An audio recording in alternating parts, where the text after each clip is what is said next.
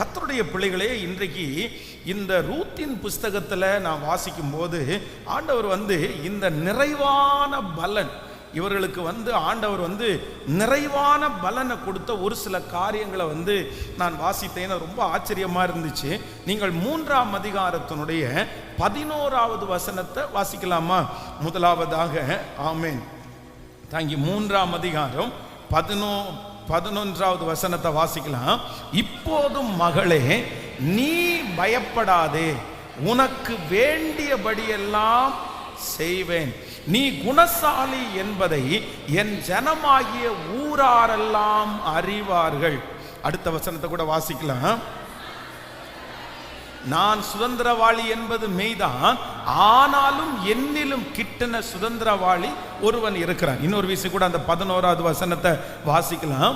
நான் 11வது வசனத்தை வாசிக்கலாம். இப்போதும் மகளே, நீ பயப்படாதே, உனக்கு வேண்டியபடியெல்லாம் செய்வேன். நீ குணசாலி என்பதை என் ஜனமாகிய ஊராரெல்லாம் அறிவார்கள். ஊராரெல்லாம் அறிவார்கள். நீ குணசாலி என்பதை ஊராரெல்லாம் அறிவார்கள்.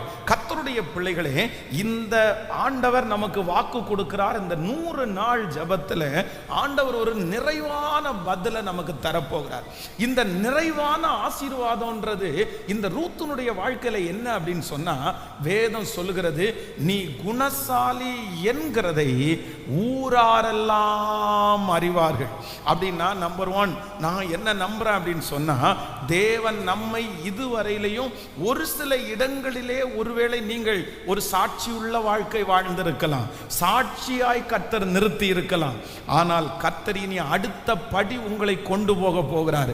எங்க அப்படின்னு சொன்னா, உங்களை சுற்றி இருக்கிற ஊரார் மத்தியிலே கர்த்தர் உங்களை சாட்சியாய் நிறுத்துவேன் என்று கர்த்தர் வாக்கு கொடுக்கிறார். பொதுவாக இந்த ரூத் பார்த்தீங்க அப்படின்னு சொன்னா, முதல்ல எந்த இடத்துல சாட்சியை வாங்கிட்டாங்கன்னா, தன்னுடைய மாமியார் இடத்துல சாட்சியை வாங்கினார்கள். தன்னுடைய மாமியார் ஓர்பாளை விட இவங்கள மேல ரொம்ப பிரியம் ஆயிருச்சு. ஏன்னா ஓர்பாள் நீ விட்டுட்டு போறதுன்னா போயிருன்னு சொன்ன உடனே அவங்களுடைய இன்னும் மூத்த மருமகள் விட்டுட்டு போயிட்டாங்க. ஓர்பாள் தன்னுடைய வீட்டுக்கு போயிட்டாங்க. ஆனா இந்த மகள் குணசாலி என்கிறது யாருக்கு தெரியும் அப்படின்னு சொன்னா, ரூத்துக்கு நகோமிக்கு ரொம்ப நல்லா தெரியும். ஐயோ, என்னுடைய அவங்க யாராவது போய் உங்க மருமக எப்படின்னு ஒருவேளை இந்த நகோமியின் இடத்துல கேட்டா, இந்த நகோமி என்ன சொல்லுவா அப்படின்னு தெரியுமா? ஐயோ, இந்த மாதிரி ஒரு மருமகெல்லாம் கிடைக்காதுங்க, ரொம்ப நல்ல மருமக பிள்ளை, அவ எவ்வளோ நல்ல பிள்ளை தெரியுமா? வேதம் சொல்லுது. இந்த ரூத்தினுடைய குணத்தை நீங்க பாத்தீங்கன்னா ரொம்ப நல்லா இருக்கும். தன்னுடைய வாழ்க்கையிலே இருக்கிறது எல்லாவற்றையும் தன்னுடைய மாமியார் அனுபவிக்கும்படி கொடுத்தவர்கள் தான் இந்த ரூத்து. மாமியார் இடத்துல கொடுக்குறாங்க. தன்னுடைய பிள்ளையை பெற்று மாமியாருடைய கரத்துல கொடுத்தாங்க. சம்பாதிச்சுட்டு வந்ததை தன்னுடைய மாமியாருடைய கரத்துல கொடுத்தாங்க. தன்னுடைய கணவனார் ஆக போகிற சொல்ற விஷயத்தை மாமனார் இடத்துல கொடுக்குறாங்க. அப்போ எல்லாத்தையும் தன்னுடைய மாமியார் இடத்துல கொடுத்து மாமியார் கையில ஒரு நல்ல பேர், நற்சாட்சியை வாங்கிட்டாங்க. ஆனா இப்போ ஆண்டவர் இன்னொரு வார்த்தையை சொல்றாரு. நீ ஒண்ணு நடக்கும். என்ன நடக்கும் அப்படின்னு சொன்னா, நீ குணசாலி என்கிறதை இந்த ஊரார் எல்லாரும் அறிந்து கொள்ளுவார்கள். நான் விசுவாசிக்கிறேன், நான் நம்புறேன். ஆண்டவர் இன்றைக்கு சின்ன சாட்சியிலிருந்து கர்த்தர் அடுத்த படி உங்களை பெரிய சாட்சிக்கு நேராய் கொண்டு போகிறார். இதுவரையிலும் நீங்கள் சொல்லி வந்த சாட்சி, இதுவரையிலும் உங்களை குறித்து சொன்ன சாட்சி உள்ளுக்குள்ளே இருக்கலாம்.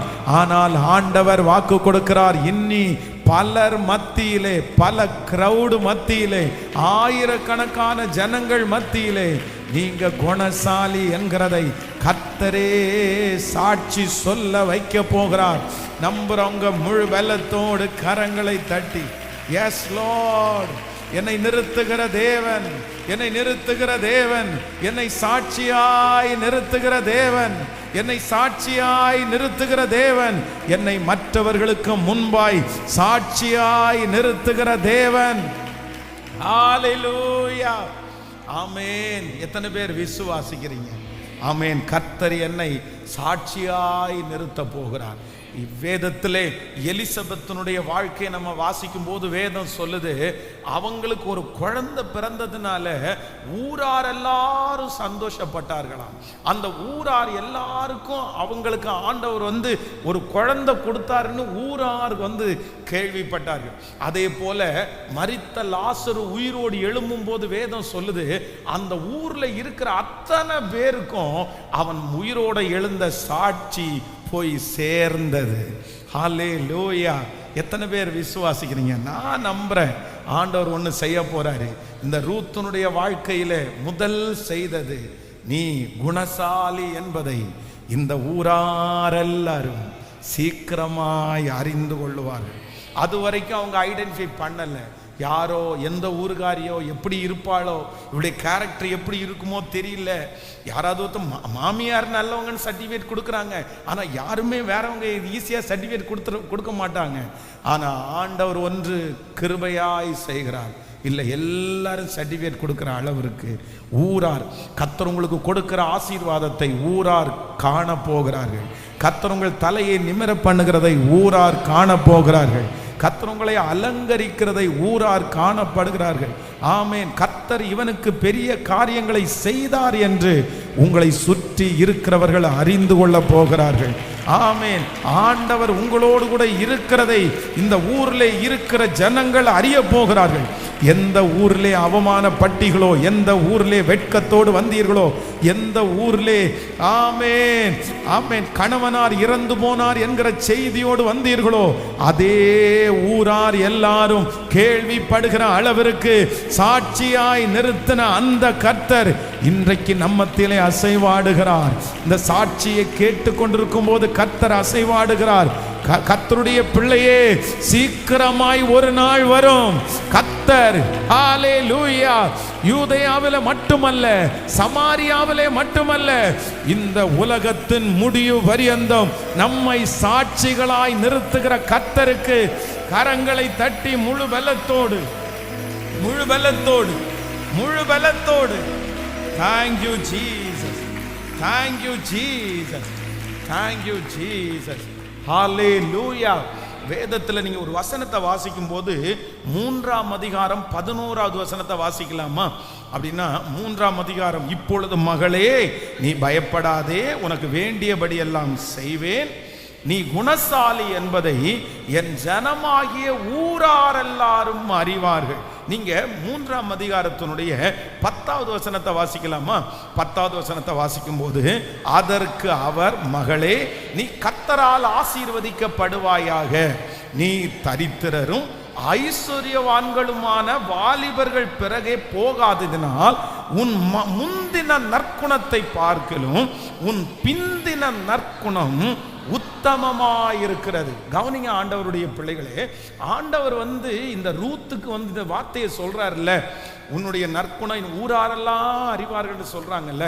என்ன நடக்குது அப்படின்னு சொன்னா, உன் முந்தின நற்குணத்தை பார்க்கிலும் உன் பிந்தின நற்குணம் உத்தமமாயிருக்கிறது.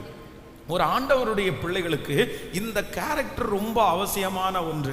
இப்ப பாருங்களேன், தன்னுடைய கணவனார் இறந்து போறாரு, மாமியார் கூட இருக்கிறாங்க. ஆனா இந்த மாமியாருக்கும் இப்ப கணவனார் இல்ல, மாமனார் இறந்து போனார். இப்ப இவங்கள்ட்ட இப்ப இந்த நேரத்துல இந்த ரூத் எப்படி இருக்காங்கன்னா, தன்னுடைய மாமியார்கிட்ட ரொம்ப உத்தமமா இருக்காங்க, ரொம்ப உண்மையா இருக்காங்க.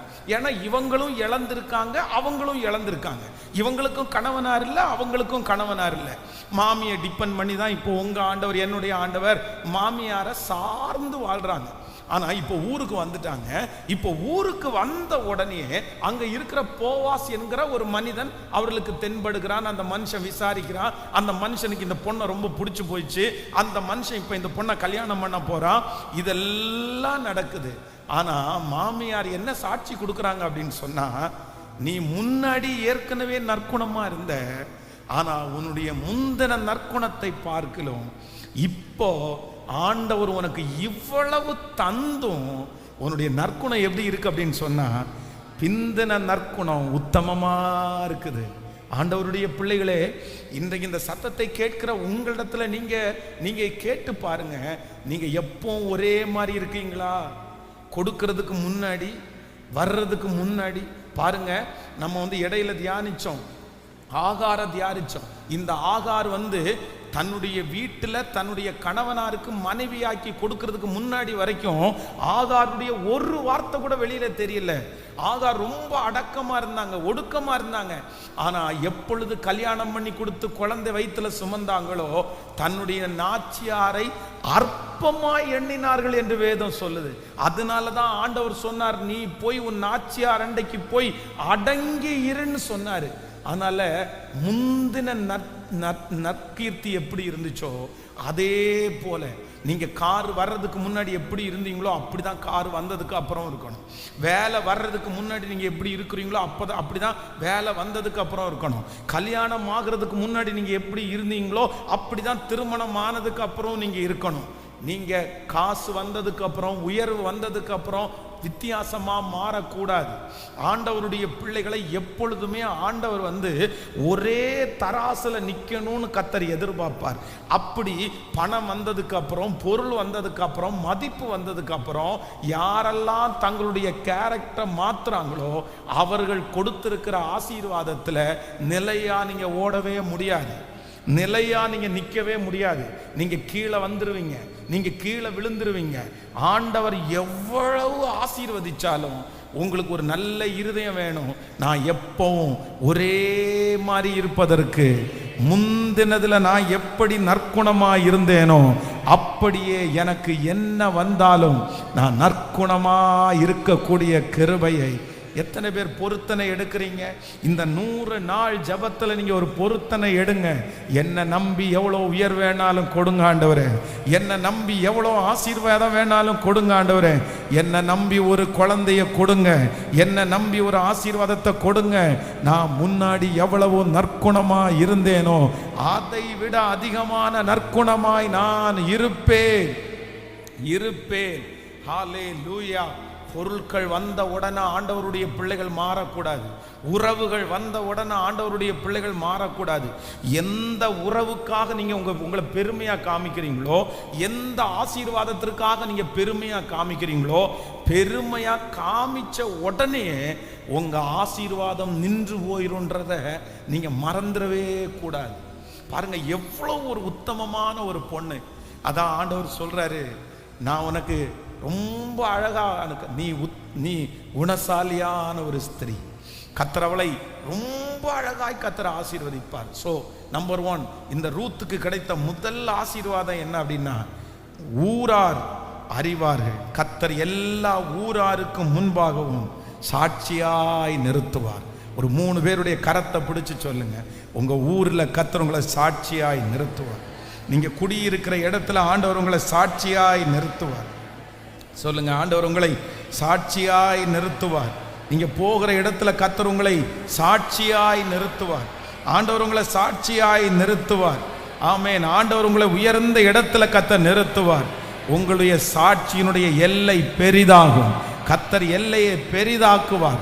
இதுவரையிலும் குடும்பத்தோடு இருந்த நீங்கள் இனி வெளியிலே சாட்சிகளாக மாற போகிறீர்கள். இதுவரையிலும் 10 பேருக்கு முன்பாக சாட்சியாய் இருந்த நீங்கள் 1000 பேருக்கு ஆண்டவர் உங்களை சாட்சியாய் நிறுத்துவார். ஹல்லேலூயா. ஆமென்.